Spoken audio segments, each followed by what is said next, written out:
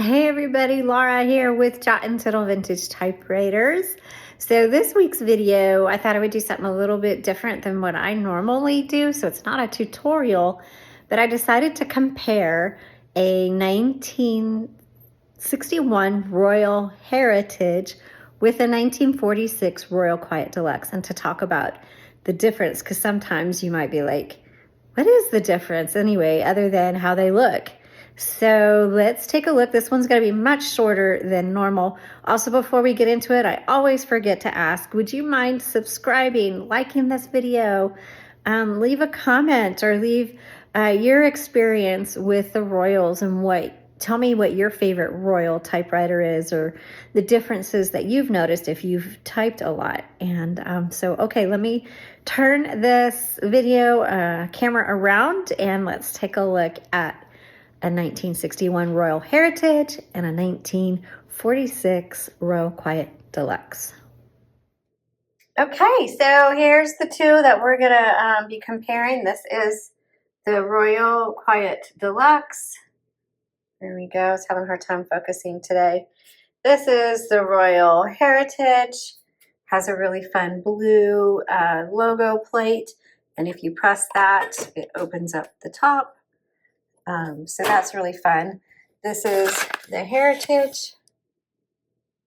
So focusing, and then this is my Royal Quiet Deluxe. So the differences, you can tell, different body styles, considerably different, much more angular,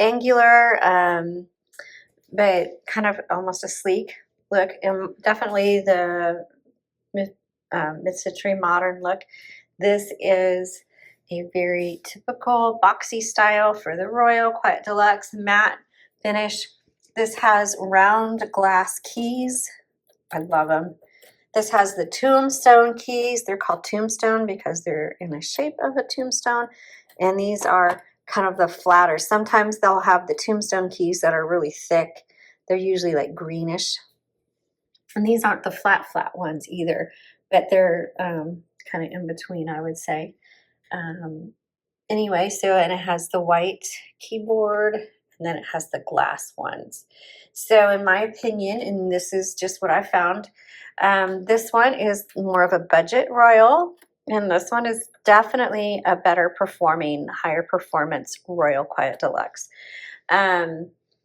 For example, both of these on my website sell for $260 at the time I'm doing this video, and $320. And so you may ask, well, what's the difference?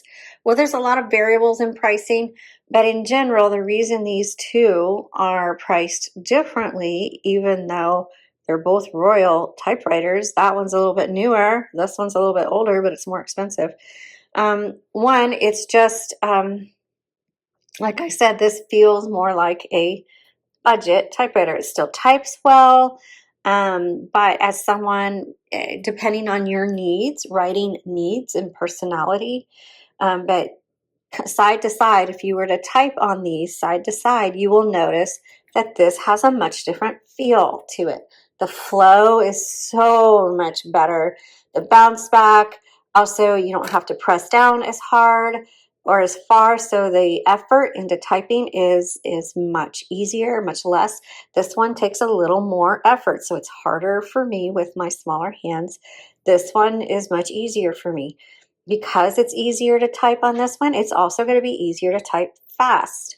This one is more of a slow and steady, let's just take a nice stroll through the park. And this one is like, it's business time. I mean, it's not crunch time, but I like to work. I like to think. I like to get things done, and I like to do a really, really good job at it. And this one's more like, hey, I'm here just for practicality, or just, don't always type all the time. Maybe you want to write letters or prose or journal entries or something like that. Not that you can't write extensively on this one or write a book. You're just not going to find the flow as easily as this one. It's just, you're trying out like cars.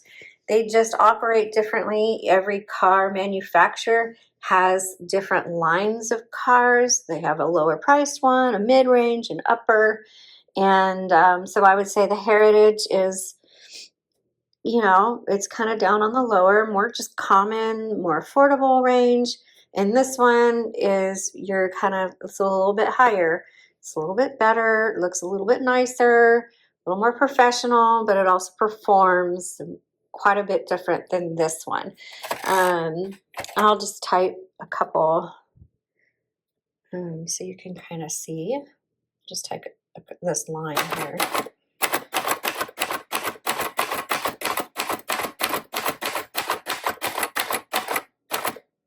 And it's hard to type when I'm holding a thing in one hand and typing in the other. And then this one,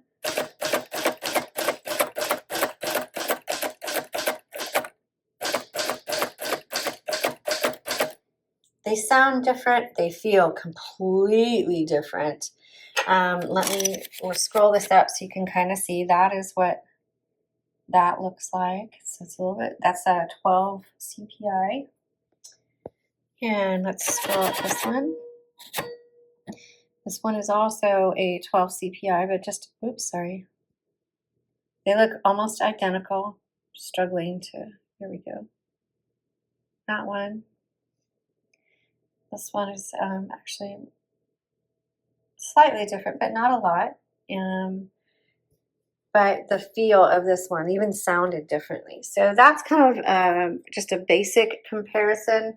Obviously, there's different, you know, how you set margins and all that is completely different. And I have tutorials on each of those. But in terms of performance, and if you're like, I want to buy a Royal, but I don't know what I want to get, I hope this maybe helps you think about it. So this one, much more casual use, still good for everyday use, but letter writing, whatever. But if you want something that has just a beautiful flow, you want it when you sit at the typewriter and you put your fingers on the keys, you just want to feel a really good flow, this is the one for you. And this one is just, I'm just tinkering around, I'm enjoying it, but you know, the flow doesn't matter as much. Anyway, I hope you found this helpful. They're two fantastic typewriters. All typewriters really are fantastic. Not all, but most of them. And thanks for watching. We'll see you guys next week.